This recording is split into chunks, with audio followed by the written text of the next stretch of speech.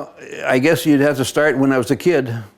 My mom and dad were quite religious and truly believed in God, and so I was so fortunate to have parents like that. My first exposure was working. I was 11 years old, and we went to this little corner grocery store, and the man said to me, "Hey, Harry," he said, "how'd you like to work this summer for me and work in the produce and put out apples and shine them and do those sort of things?" And I thought, oh my God, this is great. And I didn't ask him to pay or anything like that, but I just said that let's do it. Well, that first week went by, and I worked 10 hours every day from 8 in the morning to 6 at night. And the end of the week came, I had worked there 6 days, and he gave me $3 American. Well, $3 to me was just unbelievable living on the farm. And I thought, oh my God, $3. And the next morning is Sunday morning, and Mom said, "Okay, honey, how much did you make this week?" And I said, "I made $3. And she said, "Well, good." She said, "Let me change this dollar. You've got $3 bill, so let me make some change here for you, because we have to give 30 cents to the church." "Mom, you have got to be kidding me. I work all week, and I'm figuring this out at that age, and I'm thinking 5 cents an hour, and she wants me to donate 30 cents right now to church." And I said, "Oh, Mom, there's so many things I could do with 30 cents rather than give it to the church." And she said, "Oh, no, honey."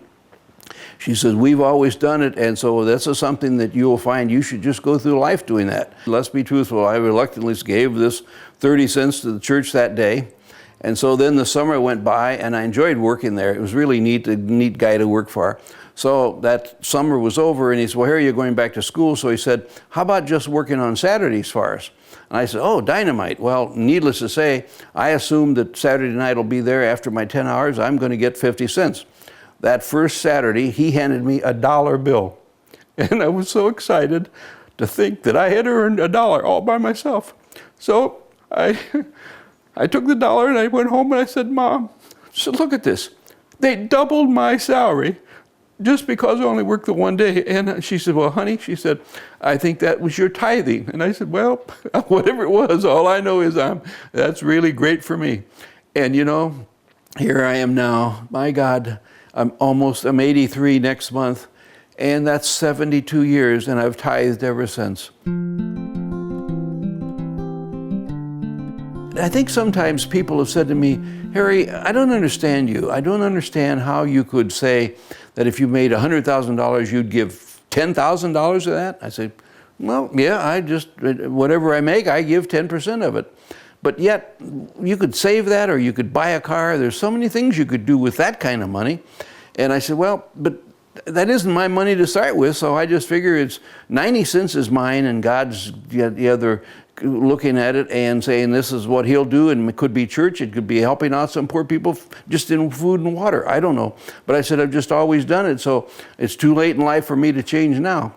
Honestly, the happiness that is in that home makes all the difference in the world. Whether you have 2 bedrooms or 6 bedrooms, all of a sudden it doesn't make that much difference. So I think sometimes we always are looking for happiness.